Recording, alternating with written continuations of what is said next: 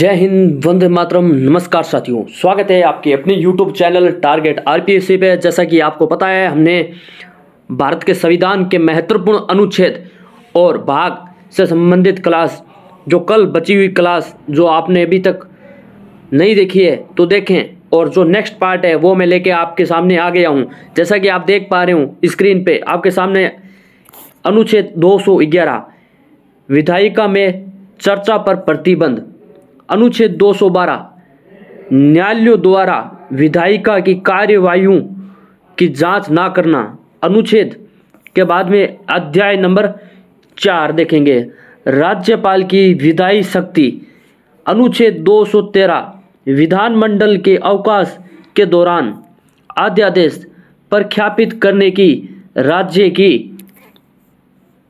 शक्ति। अगला है अध्याय नंबर 5। अध्याय नंबर 5 के अंदर दे रखा है राज्यों में उच्च न्यायालय, यानी कि राज्यों में एक उच्च न्यायालय होगा। अनुच्छेद 214 राज्यों के लिए उच्च न्यायालय की व्यवस्था। अनुच्छेद 215 उच्च न्यायालय अभिलेख न्यायालय होगा, यानी कि उच्च न्यायालय के अंदर जिले और जिले के अंदर जो मुख्य जो भी न्यायालय होता है, उच्च न्यायालय के अंदर एक अभिलेख न्यायालय होगा। ये उस न्यायालय के फाइलें अपने पास मंगवा सकता है। अगला है अनुच्छेद 216 उच्च न्यायालयों का संविधान। अनुच्छेद 217 अनुच्छेद 217 है उच्च न्यायालयों के न्यायाधीश की नियुक्ति और पद की शर्त। अनुच्छेद 218 का संबंध है उच्चतम न्यायालय से संबंधित कुछ प्रावधानों को उच्च न्यायालयों में लागू करना। अनुच्छेद 219 का संबंध उच्च न्यायालयों के न्यायाधीशों द्वारा शपथ या प्रतिज्ञान। अनुच्छेद 220 स्थायी न्यायाधीश होने के बाद अभ्यास पर प्रतिबंध। अनुच्छेद 221 न्यायाधीशों के वेतन आदि। अगला है अनुच्छेद 222। अनुच्छेद 222 का संबंध है न्यायाधीश का एक उच्च न्यायालय से दूसरे उच्च न्यायालय में स्थानांतरण। अनुच्छेद 223 का संबंध है कार्यवाहक मुख्य न्यायाधीश की नियुक्ति। मुख्य न्यायाधीश जो होता है राज्य के अंदर, वो ये नियुक्ति करता है। अगला है अनुच्छेद 224 अतिरिक्त और कार्यवाहक न्यायाधीशों की नियुक्ति। अनुच्छेद 224 ए उच्च न्यायालयों की बैठकों में सेवानिवृत्त न्यायाधीशों की नियुक्ति। अनुच्छेद 225 मौजूदा उच्च न्यायालयों का क्षेत्राधिकार। अनुच्छेद 226 कर्तव्य रिट जारी करने की उच्च न्यायालयों की शक्ति। सुप्रीम कोर्ट की यह शक्ति अनुच्छेद 32 के अंदर दी हुई है रिट जारी करने की। सुप्रीम कोर्ट 5 प्रकार की रिट जारी करता है, और उच्चतम जो न्यायालय है, उच्च न्यायालय है, वो 6 प्रकार की रिट जारी कर सकता है। नेक्स्ट हमारे सामने अनुच्छेद 226 ए, जिसको निरसित कर दिया गया है, हटा दिया गया है। अनुच्छेद 227 उच्च न्यायालय द्वारा सभी न्यायालयों के अधीक्षण की शक्ति। अनुच्छेद 228 कर्तव्य मामलों का उच्च न्यायालयों को स्थानांतरण। अनुच्छेद 228 ए को निरस्त कर दिया गया। अनुच्छेद 229 अधिकारी और सेवक उच्च न्यायालयों के खर्चे। अगला हमारे सामने अनुच्छेद 230। अनुच्छेद 230 का संबंध है उच्च न्यायालयों के अधिकार क्षेत्र का केंद्र शासित प्रदेश तक विस्तार। अनुच्छेद 231 2 या 2 से अधिक राज्यों के लिए सामान्य उच्च न्यायालय की स्थापना। अध्याय नंबर 6 अधीनस्थ न्यायालय। अनुच्छेद 233 जिला न्यायाधीशों की नियुक्ति। ये राज्य का मुख्य जो न्यायाधीश होता है वो ही नियुक्ति करता है। अगला है अनुच्छेद 233 ए। कुछ जिला न्यायाधीशों की नियुक्तियों और निर्णयों आदि का मान्यकरण। अगला हमारे सामने अनुच्छेद 234 न्यायिक सेवा में जिला न्यायाधीशों के अलावा अन्य व्यक्तियों की भर्ती। अनुच्छेद 235 का संबंध है अधीनस्थ न्यायालयों पर नियंत्रण रखना। अगला है हमारे सामने अनुच्छेद 236 जिसके अंदर व्याख्या दी हुई है। अनुच्छेद 237 का संबंध है इस अध्याय के प्रावधानों का कुछ वर्ग या मजिस्ट्रेटों के वर्गों पर लागू होना। अब हम पढ़ेंगे भाग 7। भाग 7 के अंदर दे रखा है पहली अनुसूची के भाग बी में राज्य। मैं आपको बता दूं संविधान संशोधन 1956 से संबंधित अनुच्छेद 238 जो इसको निरस्त कर दिया गया। अब हम पढ़ेंगे भाग 8। भाग 8 है के अंदर दे रखा है केंद्र शासित प्रदेश यानी कि यूटी।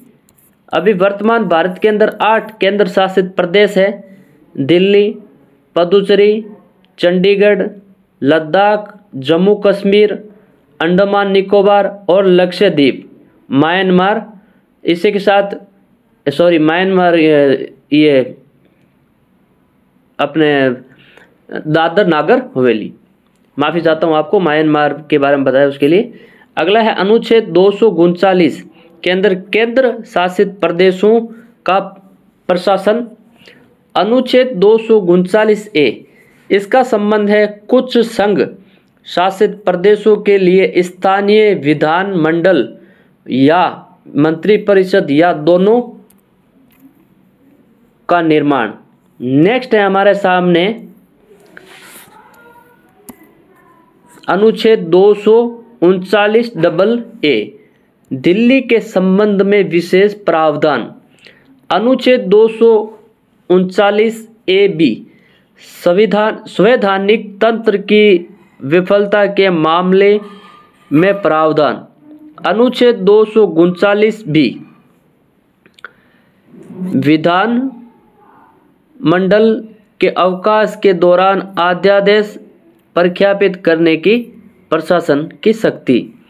अनुच्छेद 240 के अंदर दे रखा है कतिपय संघ राज्य क्षेत्रों के लिए विनियम बनाने की राष्ट्रपति की शक्ति। अनुच्छेद 241 केंद्र शासित प्रदेशों के लिए उच्च न्यायालय। अनुच्छेद 242 को निरस्त कर दिया गया है। अब हम पढ़ेंगे भाग 9। भाग 9 संबंधित है पंचायत से। पंचायत से संबंधित है अनुच्छेद 243 के अंदर परिभाषाएं दे रखी हैं। अनुच्छेद 243 ए के अंदर ग्राम सभा दे रखी है और अनुच्छेद 243 बी के अंदर पंचायतों का संविधान दे रखा है।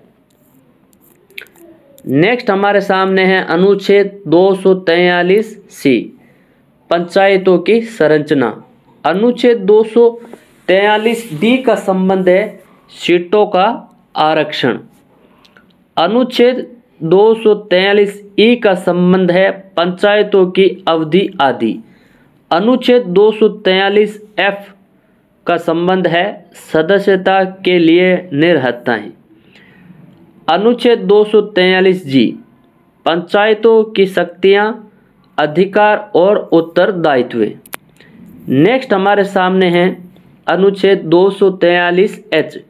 इसका संबंध है पंचायतों द्वारा और उनकी नीतियों द्वारा कर लगाने की शक्तियां। अनुच्छेद 243 आई है का संबंध है वित्तीय स्थिति की समीक्षा के लिए वित्त आयोग का गठन करना। अनुच्छेद 243 जे पंचायतों के लेखाओं की लेखा परीक्षा। अनुच्छेद 243 के पंचायतों के चुनाव। अनुच्छेद 243 एल में दे रखा है केंद्र शासित प्रदेशों के लिए आवेदन। नेक्स्ट है हमारे सामने अनुच्छेद 243 एम। अनुच्छेद 243 एम का संबंध है भाग का कुछ क्षेत्रों में लागू नहीं होगा। अनुच्छेद 243 एन। 243 एन का संबंध है मौजूदा कानूनों और पंचायतों की निरंतरता। अनुच्छेद 243 ओ चुनावी मामलों में अदालतों के हस्तक्षेप पर रोक। अब हम पढ़ेंगे भाग 9A नगर पालिकाओं से संबंधित। अनुच्छेद 243 पी के अंदर परिभाषाएं दे रखी हैं। अनुच्छेद 243 का संबंध है नगर पालिकाओं का संविधान। अनुच्छेद 243 आर के अंदर दे रखा है नगर पालिकाओं की संरचना। अनुच्छेद 243 एस का संबंध है वार्ड समितियों का गठन और संरचना आदि। अनुच्छेद 243 का संबंध है सीटों का आरक्षण। अगला हमारे सामने है अनुच्छेद 243 यू नगर पालिकाओं की अवधि आदि। अनुच्छेद 243 वी सदस्यता के लिए अयोग्यता। अनुच्छेद 243 डब्ल्यू नगर पालिकाओं की शक्तियां, अधिकार और जिम्मेदारियों आदि। अगला हमारे सामने अनुच्छेद 243 एक्स जिसका संबंध है नगर पालिकाओं द्वारा उनकी निधियों द्वारा कर अधिरोपित करने की शक्ति। नेक्स्ट हमारे सामने है अनुच्छेद 243 का संबंध है वित्त आयोग से। नेक्स्ट हमारे सामने है अनुच्छेद 243 जेड नगर पालिकाओं के लेखाओं की लेखा परीक्षा। अगला अनुच्छेद है हमारे सामने 243 जेड ए नगर पालिकाओं के लिए चुनाव। नेक्स्ट हमारे सामने अनुच्छेद 243 जेड बी केंद्र शासित प्रदेशों के लिए आवेदन। अनुच्छेद 243 जेड सी भाग का कुछ क्षेत्रों में लागू नहीं होगा। नेक्स्ट हमारे सामने अनुच्छेद 243 जेड डी जिला योजना के लिए समिति। अनुच्छेद 243 जेड ई महानगर योजना के लिए समिति। अनुच्छेद 243 जेड एफ मौजूदा कानूनों और नगर पालिकाओं की निरंतरता। अनुच्छेद 243 जेड जी बार चुनावी मामलों में न्यायालयों के हस्तक्षेप के लिए। अगला हमारे सामने है भाग 9B। भाग 9B का संबंध है सहकारी समितियों से। अनुच्छेद 243 जेड एच परिभाषाएं दे रखी हैं। अनुच्छेद 243 जेड आई सहकारी समितियों का निगमन। अगला हमारे सामने है अनुच्छेद 243 जेड जे बोर्ड और उसके पदाधिकारियों के सदस्यों की संख्या और कार्यालय। नेक्स्ट हमारे सामने है अनुच्छेद 243 जेड के इसका संबंध है बोर्ड के सदस्यों का चुनाव करना। अगला हमारे सामने है अनुच्छेद 243 जेड एल बोर्ड और अंतरिम प्रबंध का अधिक्रमण और निलंबन। नेक्स्ट हमारे सामने है अनुच्छेद 243 जेड एम सहकारी समितियों के खातों की लेखा परीक्षा। अनुच्छेद 243 जेड एन इसका संबंध है आम सभा की बैठकों का आयोजन करना। नेक्स्ट हमारे सामने है अनुच्छेद 243 जेड ओ किसी सदस्य को सूचना प्राप्त करने का अधिकार। अनुच्छेद 243 ZP इसके अंदर दे रखा है रिटर्न संबंधित प्रावधान। अनुच्छेद 243 ZQ अपराध और दंड से संबंधित। अनुच्छेद 243 ZR का संबंध है बहुराज्य सहकारी समितियों के लिए आवेदन। अगला हमारे सामने है अनुच्छेद 243 ZS केंद्र शासित प्रदेशों के लिए आवेदन। अगला अनुच्छेद है 243 ZT मौजूदा कानूनों की निरंतरता। अगला हम पढ़ेंगे भाग 10। भाग 10 संबंधित है अनुसूचित और जनजातीय क्षेत्र से। हम देखेंगे इसके अंदर अनुच्छेद 244 अनुसूचित क्षेत्रों में जनजातीय क्षेत्रों का प्रशासन। नेक्स्ट हमारे सामने है अनुच्छेद 244 A असम में कुछ आदिवासी क्षेत्रों को मिलाकर एवं स्वायत्त राज्य का गठन और उसके लिए स्थानीय विधानमंडल या मंत्री परिषद दोनों का निर्माण। नेक्स्ट हमारे सामने है भाग 11। भाग 11 का संबंध है संघ और राज्यों के बीच संबंध, यानी केंद्र सरकार के और राज्यों के बीच में संबंध। अध्याय 1 विधायी संबंध विधायी शक्तियों का वितरण। इसके अंदर हम पढ़ेंगे अनुच्छेद 245 संसद और राज्यों के विधानमंडलों द्वारा बनाए गए कानूनों की सीमा। अनुच्छेद 246 संसद और राज्यों के विधानमंडल द्वारा बनाए गए कानूनों की विषय वस्तु। अगला है हमारे सामने अनुच्छेद 243। अनुच्छेद 243 का संबंध है माल और सेवा कर के संबंध में विशेष प्रावधान। अगला हमारे सामने है अनुच्छेद 247 कतिपय अतिरिक्त न्यायालयों की स्थापना के लिए उपबंध करने की संसद की शक्ति।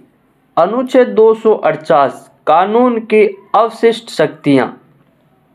अगला अनुच्छेद है 249 राष्ट्रीय हित में राज्य सूची के किसी मामले के संबंध में कानून बनाने की शक्ति। अगला है अनुच्छेद 250 संसद राज्य सूची के किसी भी मामले के संबंध में कानून बनाने की शक्ति यदि आपातकाल की उद्घोषणा चल रही है तो कानून बना सकती है।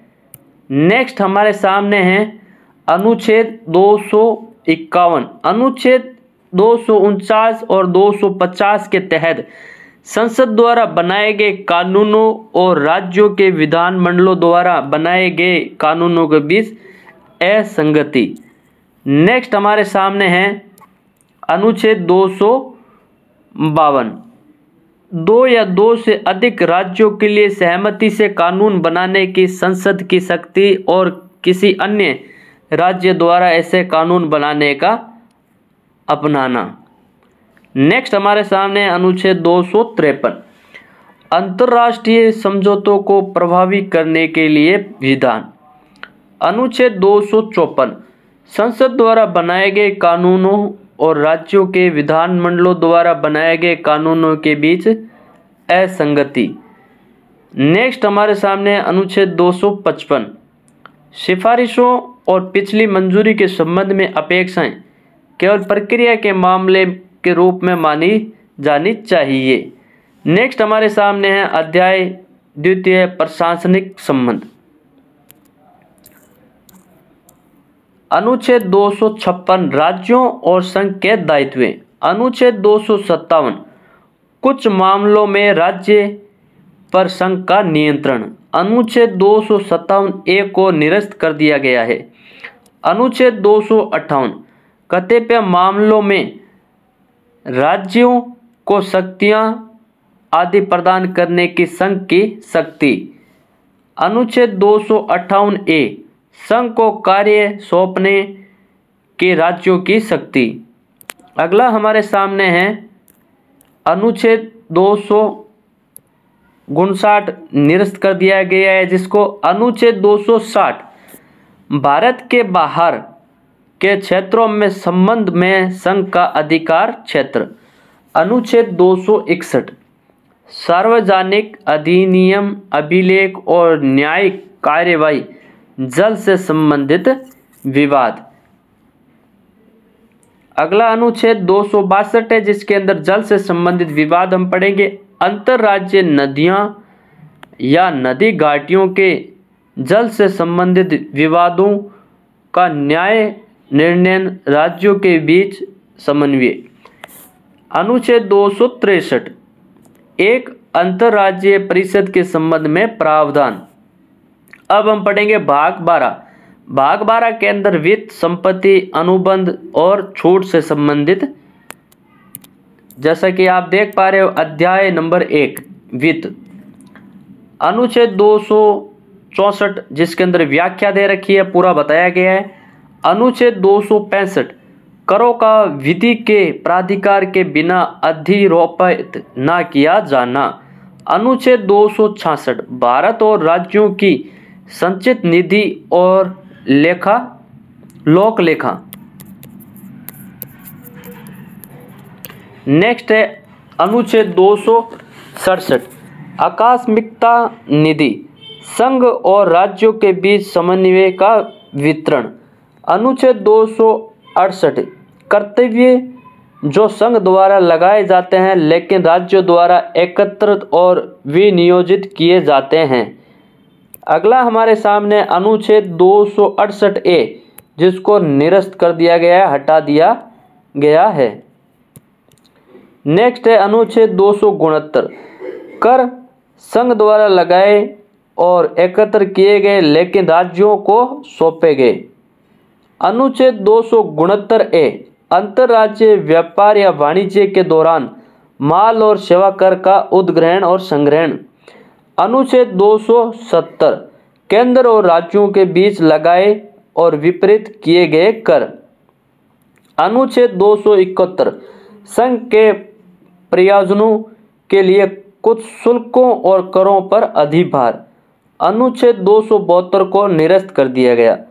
अनुच्छेद 273 जूट और जूट उत्पादों पर निर्यात शुल्क के बदले अनुदान यानी कि सब्सिडी देना।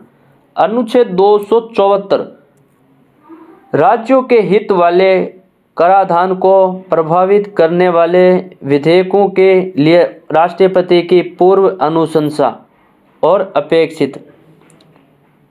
अनुच्छेद 275 कुछ राज्यों को संघ से अनुदान। अनुच्छेद 276 व्यवसायों कॉलिंग और रोजगार पर कर। अनुच्छेद 277 संबंधित है बचत से। अगला है हमारे सामने अनुच्छेद 278 को निरस्त कर दिया गया। अनुच्छेद 279 शुद्ध आय आदि की गणना करना। नेक्स्ट हमारे सामने है अनुच्छेद 279 ए माल और सेवा कर परिषद। ये जीएसटी से संबंधित है अपने गुड सर्विस टैक्स। अनुच्छेद और इसके अंदर जो संविधान संशोधन था वो संविधान संशोधन 101वां था। अनुच्छेद 280 वित्त आयोग से संबंधित है। अनुच्छेद 281 वित्त आयोग की सिफारिशें और विविध वित्तीय प्रावधान। अनुच्छेद 282 संघ या राज्य द्वारा अपने राजस्व में चुकाए जाने वाले व्यय। नेक्स्ट हमारे सामने है 283 संचित निधियों, आकस्मिक निधियों और जनता के खातों में जमा धन की अभिरक्षा आदि। अनुच्छेद 284 लोक सेवकों और न्यायालयों द्वारा प्राप्त वादकारियों की जमा राशियों और अन्य धन की अभिरक्षा। अनुच्छेद 285 संघ की संपत्ति को राज्य कराधान से छूट। अनुच्छेद 286 माल की बिक्री या खरीद पर कर लगाने के संबंध में प्रतिबंध। अनुच्छेद 287 बिजली पर कर से छूट। अनुच्छेद 288 का संबंध है कुछ मामलों में पानी या बिजली के संबंध में राज्यों द्वारा कराधान से छूट। नेक्स्ट हमारे सामने है अनुच्छेद 289 किसी राज्य की संपत्ति और आय को संघ के कराधान से छूट। अगला अनुच्छेद है 290 कतिपय व्ययों और पेंशनों के संबंध में समायोजन। अनुच्छेद 290 ए कुछ देवसम निधियों को वार्षिक भुगतान। अगला हमारे सामने है अनुच्छेद 291 जिसको निरस्त कर दिया गया है। अगला अध्याय हमारे सामने उधार लेना। अनुच्छेद 292 भारत सरकार द्वारा उधार। अनुच्छेद 293 राज्यों द्वारा उधार। अध्याय 3 संपत्ति अनुबंध अधिकार दायित्व और वाद। अनुच्छेद 294 कुछ मामलों में संपत्ति अधिकार देनदारियां और दायित्व का अधिकार। अनुच्छेद 295 का संबंध है अन्य मामलों में संपत्ति अधिकार देनदारियां दायित्वों का अधिकार। अनुच्छेद 296 एस चिट या लैप्स या वास्तविक रिक्तता के रूप में प्रोद्भूत संपत्ति। अनुच्छेद 297 प्रादेशिक जल या महाद्वीपीय शेल्फ और भीतर मूल्य की चीजें और संघ में निहित करने के लिए। अगला अनुच्छेद हमारे सामने विशेष आर्थिक क्षेत्र के संसाधन। अनुच्छेद 298 व्यापार आदि करने की शक्ति। अनुच्छेद 299 में दे रखा है अनुबंध और अनुच्छेद 300 संबंधित है संविधाय और कार्यवाही। अनुच्छेद 301 का संबंध है संपत्ति का अधिकार। नेक्स्ट हमारे सामने है भाग 13। भाग 13 का संबंध है भारत के राज्य क्षेत्र के भीतर व्यापार वाणिज्य समागम। अनुच्छेद 301 से 307 तक देखने को मिलते हैं। जैसे कि आप देख पा रहे हो अनुच्छेद 301 व्यापार वाणिज्य और समागम की स्वतंत्रता। अब हम पढ़ेंगे भाग 14। भाग 14 का संबंध है संघ और राज्यों के अधीन सेवाएं। अनुच्छेद 308 से 323 तक। अनुच्छेद 309 राज्य की सेवा करने वाले व्यक्तियों की भर्ती और सेवा की शर्तें। अब हम जो अनुच्छेद ले रहे हैं वो महत्वपूर्ण अनुच्छेद हैं, उनसे संबंधित लेंगे और साथ में आपको भाग बताता चला जाऊंगा कि कौन कौन से भाग में कितने अनुच्छेद हैं और इम्पोर्टेंट अनुच्छेद हम पढ़ते जाएंगे। नेक्स्ट है हमारे सामने अनुच्छेद 310 संघ या राज्य की सेवा करने वाले व्यक्तियों की पदावधि। अनुच्छेद 313 संक्रमणकालीन उपबंध से संबंधित। अनुच्छेद 313। अनुच्छेद 315 संघ राज्य के लिए लोक सेवा आयोग यानी कि यूपीएससी से संबंधित। अनुच्छेद 315 इसमें दे रखा है सदस्यों की नियुक्ति एवं पदावधि। अनुच्छेद 317 लोक सेवा आयोग के किसी सदस्य को हटाए जाना या निलंबित करना, तो ये राष्ट्रपति द्वारा किया जाता है और महाभियोग एक जो प्रक्रिया है उस प्रक्रिया से ही गुजरना पड़ता है और राष्ट्रपति इसमें अंदर करते हैं हटाने के लिए। नेक्स्ट हमारे सामने है अनुच्छेद 320 लोक सेवा आयोग के कृत्य दे रखे हैं। अनुच्छेद 323 के अंदर है प्रशासनिक अधिकरण। अब हम पढ़ेंगे भाग 14A।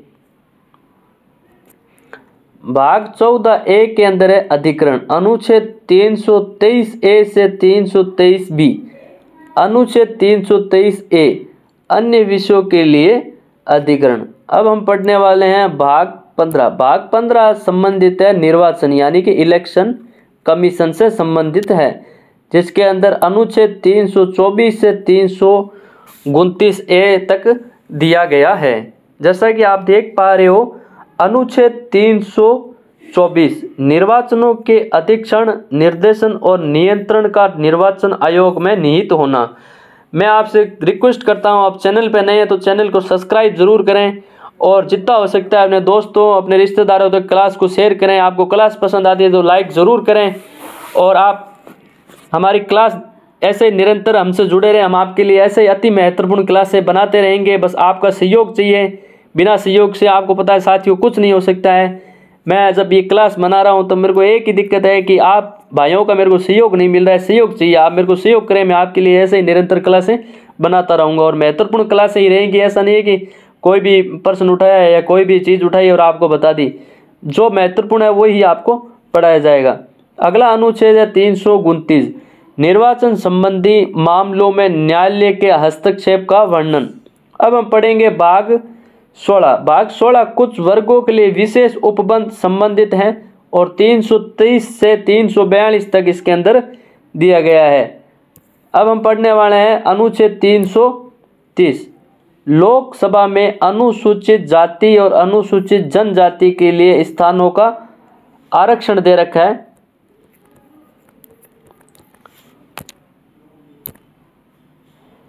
अनुच्छेद 331 लोकसभा में अंग्ल भारतीय समुदाय का प्रतिनिधित्व है। नेक्स्ट हमारे सामने है अनुच्छेद 332 राज्य के विधानसभा अनुसूचित जाति और अनुसूचित जनजातियों के लिए स्थान का आरक्षण। अनुच्छेद 333 राज्य की विधानसभा में अंग्ल भारतीय समुदाय का प्रतिनिधित्व। अब हम पढ़ने वाले हैं भाग 17। भाग 17 का संबंध है अनुच्छेद 343 से 351 तक इसके अंदर दे रखे हैं और अनुच्छेद 343 के अंदर संघ की राजभाषा। तो संघ की राजभाषा आपको पता है हिंदी को हम काम में लेते हैं अपने राजभाषा के रूप में। अनुच्छेद 344 राजभाषा के संबंध में आयोग और संसद की समिति। नेक्स्ट है अनुच्छेद 350 के, या इसको ए कर देते हैं, प्राथमिक स्तर पर मातृभाषा में शिक्षा की सुविधाएं। अनुच्छेद 351 हिंदी भाषा के विकास के लिए निर्देश। नेक्स्ट हमारे सामने है भाग 18। भाग 18 का संबंध है अनुच्छेद 352 से 360 तक। ये हमने जर्मनी से लिए हैं। अनुच्छेद 352 आपात की उद्घोषणा का प्रभाव। अनुच्छेद 356 का संबंध है राज्य में संवैधानिक तंत्र के विफल हो जाने की दशा में उपबंध। अगला हमारे सामने अनुच्छेद 360 वित्तीय आपदा के बारे में उपबंध। देश के अंदर अभी तक एक बार भी ये आपात नहीं लगा है, वित्तीय आपात। बाकी आपदा और आपदा जो राज्य के अंदर भी राष्ट्रपति शासन लगा हुआ है और आपात की घोषणा भी हो रखी है और वित्तीय जो शासन है आपात के बारे में जो उपबंध है वो अभी भी एक बार नहीं लगाया गया है। अब हम पढ़ेंगे भाग 19 का संबंध है प्रकीर्ण अनुच्छेद दे रखे हैं इसके अंदर 361 से 367। अगला है हमारे सामने भाग 20। भाग 20 जो है संविधान संशोधन से संबंधित है। जो अनुच्छेद है 368 इसके अंदर है और अनुच्छेद 368 का संबंध है संविधान का संशोधन करने की संसद की शक्ति और प्रक्रिया। अगला हमारे सामने है भाग 21। भाग 21 का संबंध है अस्थायी संक्रमणकालीन और विशेष उपबंध। अनुच्छेद 369 से 392 में इसके अंदर दे रखा है। अनुच्छेद 377 भारत के नियंत्रण महालेखा परीक्षक के बारे में उपबंध। अनुच्छेद 378 दे रखा है लोक सेवा आयोग के बारे में। धन्यवाद साथियों, क्लास कंप्लीट हो गई है। महत्वपूर्ण जितने भी अनुच्छेद से वो हमने 2 क्लासों में किए हैं। पहली क्लास आपने नहीं देखी है तो ज़रूर देखें, लिंक आपको डिस्क्रिप्शन में मिल जाएगा। आपसे निवेदन है कि आप ज़्यादा से ज़्यादा क्लास को शेयर करें और आपको वीडियो पसंद आती है तो लाइक करें और चैनल को सब्सक्राइब ज़रूर करें। साथ ही बेल आइकन के बटन पर क्लिक करें ताकि जो भी नई वीडियो आती है उसका नोटिफिकेशन आप तक पहुंचे। आपको मैं बता देता हूं, हमने 22 भाग और 395 जो अनुच्छेद हैं लगभग हमने सारे अनुच्छेद कवर कर लिए हैं। आने वाली क्लास हमारी रहेगी जो महत्वपूर्ण संशोधन हुए हैं संविधान के अंदर उनसे संबंधित, और उसके अलावा हम लेके आएंगे जो 12 अनुसूचियां हैं वर्तमान में, और जो मूल जो संविधान लागू हुआ था उस टाइम 8 अनुसूचियां थी, हम लेके आने वाले हैं नेक्स्ट क्लास के अंदर। आप अपना प्यार दिखाएं, आपका सहयोग साथ चाहिए और ऐसे निरंतर मैं आपके लिए क्लास लाता रहूँगा। धन्यवाद साथियों।